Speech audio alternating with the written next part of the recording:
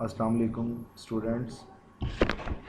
आज सबसे पहले एक नोटिस है आप लोगों के लिए कि फ़िज़िक्स का जो सिलेबस है वो रिवाइज़ किया गया है।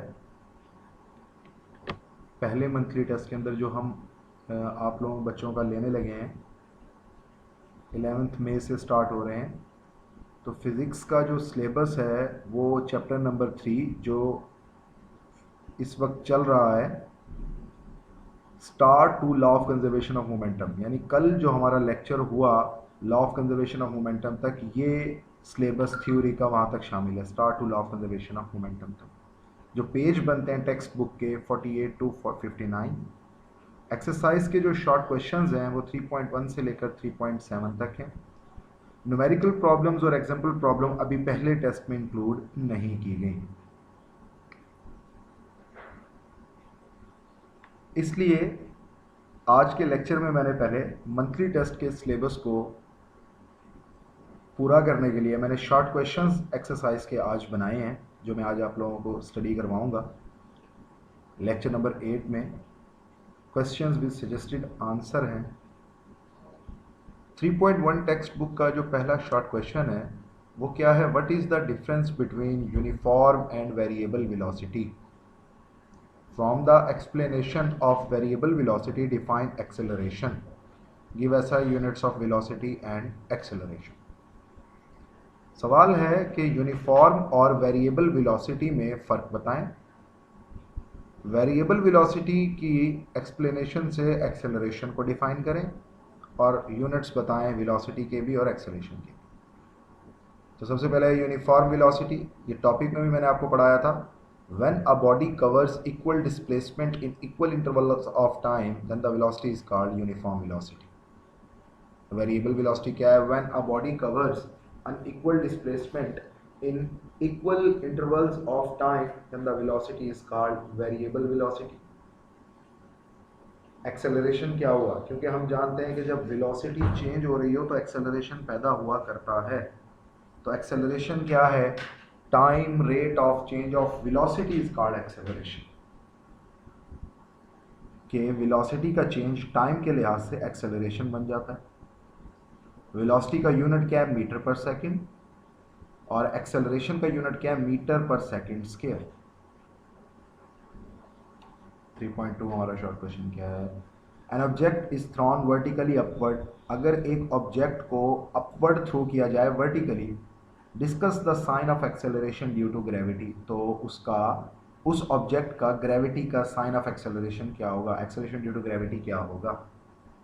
वेलोसिटी के लिहाज से, रिलेटिव टू वेलोसिटी, वेलोसिटी के लिहाज से, जबकि ऑब्जेक्ट कहाँ है? हवा में। तो केस है when the object is thrown vertically upward the sign of acceleration due to gravity is negative. अगर एक ऑब्जेक्ट को वर्टिकली अपवर्ड थ्रो किया जाए तो जो sign of acceleration due to gravity है वो क्या है? नेगेटिव है। क्यों? Because it moves against the direction of gravity, so the sign of acceleration due to gravity is negative. क्योंकि वो ऑब्जेक्ट जो अपवर्ड मूव कर रहा है वो ग्रेविटी के अगेंस्ट जा रहा है, इसलिए उसका sign of acceleration due to gravity negative. When the object is thrown vertically upward, the sign of acceleration relative to velocity is negative। तो जब एक ऑब्जेक्ट को वर्टिकली अपवर्ड थ्रो किया जाए तो जो sign of acceleration due to gravity है velocity के लिहाज से भी क्या है? नेगेटिव। क्यों? The sign is also negative due to relative velocity due to the reason that when the object is thrown upward its velocity goes on decreasing, क्योंकि उसकी वेलोसिटी क्या हो रही होती है? डिक्रीज हो रही होती है।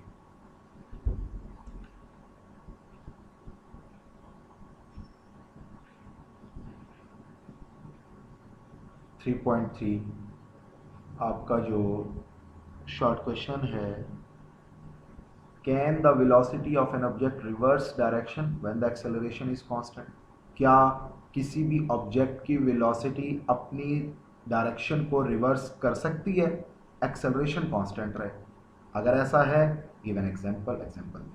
Yes, the velocity of an object reverses direction when acceleration is constant. हाँ, ऐसा मुमकिन है कि अगर एक ऑब्जेक्ट की वेलोसिटी अपनी डायरेक्शन को रिवर्स करे और एक्सेलरेशन भी कांस्टेंट रहे। वो किस तरह? वो इस तरह कि जब आप एक ऑब्जेक्ट को वर्टिकली थ्रो करते हैं अपवर्ड, तो जो ग्रेविटी एक्ट कर रही होती है वो उस ऑब्जेक्ट की वेलोसिटी को ग्रेजुअली आहिस्ता आहिस्ता डिक्रीज करती चली जाती है और मैक्सिमम हाइट पर जब वो ऑब्जेक्ट पहुंचता है जिसको आपने वर्टिकली थ्रो किया था, उसकी वेलोसिटी क्या हो जाती है? Zero. And the body comes back, और फिर वो बॉडी कहाँ आना शुरू हो जाती है? नीचे। इन दोनों केसेस में कि जब एक ऑब्जेक्ट ऊपर जा रहा है और जब एक ऑब्जेक्ट नीचे आ रहा है, magnitude of acceleration due to gravity remains constant, क्योंकि हम एक ऑब्जेक्ट को जब भी अपवर्ड थ्रो करते हैं near the surface of earth, तो हम ये देखते हैं कि एक ऑब्जेक्ट ऊपर जाते हुए अपनी वेलोसिटी को डिक्रीज कर रहा है, मैक्सिमम हाइट पर पहुंचकर जीरो, नीचे आ रहा है तो वेलोसिटी बढ़ रही है। तो बच्चे का सवाल ये होता है कि सर जब ऊपर जा रहा है तो वेलोसिटी डिक्रीज हो रही है, एक्सेलरेशन चेंज होना, एक्सेलरेशन पैदा होना चाहिए। बिल्कुल। जब एक ऑब्जेक्ट वापस नीचे आना शुरू होता है तो वेलोसिटी बढ़ना शुरू हो जाती है, तो भी एक्सेलरेशन पैदा होना चाहिए, तब भी होता है।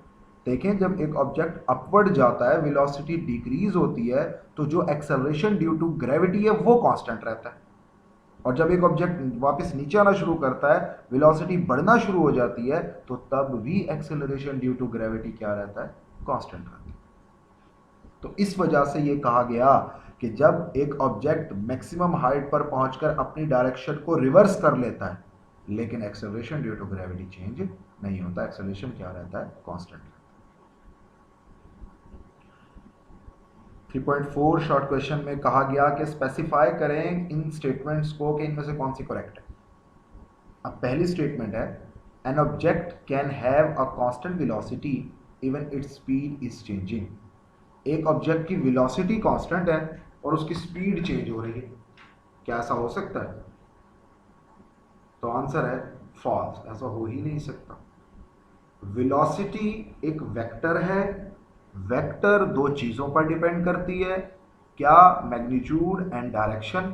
और कोई भी वेक्टर क्वांटिटी अगर उसकी मैग्नीट्यूड में चेंज आए तो चेंज हो जाएगी, अगर उसकी डायरेक्शन में चेंज आए तो चेंज हो जाएगी।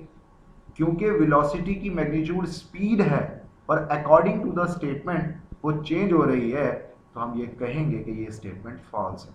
कभी भी ऐसा मुमकिन नहीं है कि एक ऑब्जेक्ट अपनी वेलोसिटी को कांस्टेंट रखे और स्पीड चेंज कर रहा हो, नहीं, ये मुमकिन नहीं। बी है, an object can have constant speed even its velocity is changing. हाँ, ये बात है कि क्या ऐसा मुमकिन है कि एक ऑब्जेक्ट की स्पीड कांस्टेंट रहे लेकिन वेलोसिटी चेंज हो रही है? तो क्या ऐसा मुमकिन है? तो स्टेटमेंट बी करेक्ट है। वो कैसे?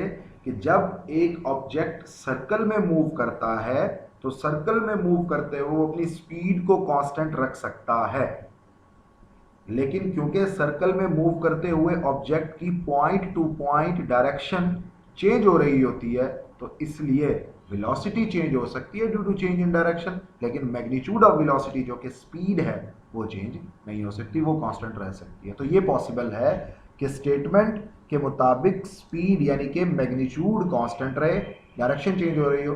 जी, स्टेटमेंट बी करेक्ट है। An object can have a zero velocity when it's acceleration is not zero. क्या ऐसा मुमकिन है कि एक ऑब्जेक्ट की वेलोसिटी जीरो हो लेकिन एक्सेलरेशन जीरो ना हो?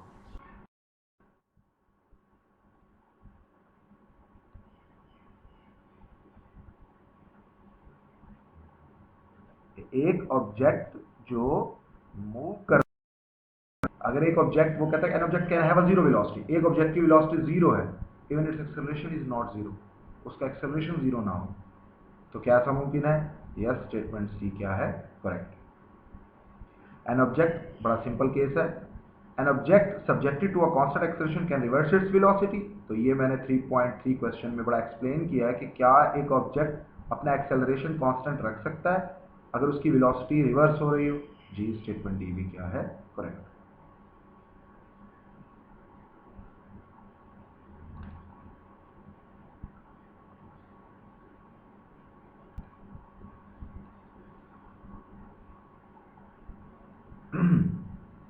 तो बात कर रहे थे स्टेटमेंट सी पर, an object can have a zero velocity even it's acceleration is not zero. तो अगर एक ऑब्जेक्ट की वेलोसिटी जीरो हो जाए लेकिन एक्सेलरेशन जीरो ना हो, ये केस कैसा है? ये केस तब है बच्चे, अगर एक moving object suddenly brakes apply करे, तो वो ऑब्जेक्ट अचानक से क्या है? रुकेगा, तो उस वक्त उसकी वेलोसिटी जीरो होती है लेकिन एक्सेलरेशन जीरो नहीं होता। तो सडन ब्रेक्स अप्लाई करने पर हम ये कहेंगे कि वेलोसिटी जीरो हो जाती है लेकिन एक्सेलरेशन जीरो नहीं होती, इसलिए स्टेटमेंट सी भी करेक्ट है। स्टेटमेंट डी को एक्सप्लेन कर चुका। 3.3 शॉर्ट क्वेश्चन है। 3.5 शॉर्ट क्वेश्चन है, a man standing at the top of a tower throws a ball straight up with initial velocity v and then throws a second ball straight downward with the same speed। कि एक शख्स एक building के tower के top पर खड़ा हुआ है, एक बॉल को ऊपर की तरफ फेंकता है किसी भी इनिशियल वेलोसिटी v के साथ, और उसी लम्हे वो एक और बॉल नीचे की तरफ फेंकता है उसी स्पीड के साथ जिस स्पीड के साथ उसने पहली बॉल को ऊपर फेंका। Which ball will have largest speed, किस बॉल की स्पीड ज्यादा होगी, speed strike the ground, ignore air friction, air friction को क्या कर दें, इग्नोर कर दें। तो आंसर ये है, बच्चे के जहन में ये आता है कि जो बॉल नीचे की तरफ थ्रो की गई है उसकी स्पीड ज्यादा होगी और जो बॉल ऊपर की तरफ थ्रो की गई उसकी स्पीड कम होगी, जबकि ऐसा नहीं है। जबकि ऐसा नहीं होता। जो बॉल ऊपर की तरफ थ्रो की गई है वो ऊपर जाते हुए, यानी टावर के टॉप पर खड़े होकर बॉल को ऊपर की तरफ थ्रो किया, लेट्स सपोज 10 मीटर पर सेकंड के साथ, तो जब वो बॉल उस टावर के टॉप से भी ऊपर जा रही है तो उसकी वेलोसिटी कम होना शुरू हो जाएगी, और जब बॉल अपनी मैक्सिमम हाइट पर पहुंचेगी वेलोसिटी क्या हो जाएगी, जीरो। अब वो बॉल वापस नीचे की तरफ आ रही है, किस तरफ, टावर के टॉप की तरफ, तो वो फिर से वेलोसिटी अपनी बढ़ाना शुरू करेगी, और जब वो टॉप ऑफ द टावर पर पहुंचेगी तो वेलोसिटी दोबारा से क्या हो चुकी है, 10। और वो बॉल जो टॉप ऑफ द टावर से डाउनवर्ड फेंकी है उसकी वेलोसिटी भी लेट्स सपोज क्या थी, 10। तो जब दोनों की speed top of the tower पर सेम है नीचे आते हुए, तो फिर नीचे पहुंचने पर भी, हिट करने से पहले पर भी दोनों बॉल की स्पीड क्या होगी, सेम होगी। हाँ, ये याद रखें कि ये केस कब है, जब एयर फ्रिक्शन को क्या कर दिया जाए, निगलेक्ट कर दिया जाए। Explain the circumstances in which the velocity v and acceleration a of a car are। कहता है बताएं किन सर्कमस्टांसिस पर, किन वजूहात की बिना पर हम ये कह सकते हैं कि एक कार की वेलोसिटी और एक्सेलरेशन पैरेलल है, एंटी पैरेलल है, परपेंडिकुलर है एक दूसरे के। वेलोसिटी जीरो हो जाती है, एक्सेलरेशन जीरो नहीं होती, एक्सेलरेशन जीरो हो सकती है, वेलोसिटी जीरो नहीं होती। तो पहला केस है पैरेलल।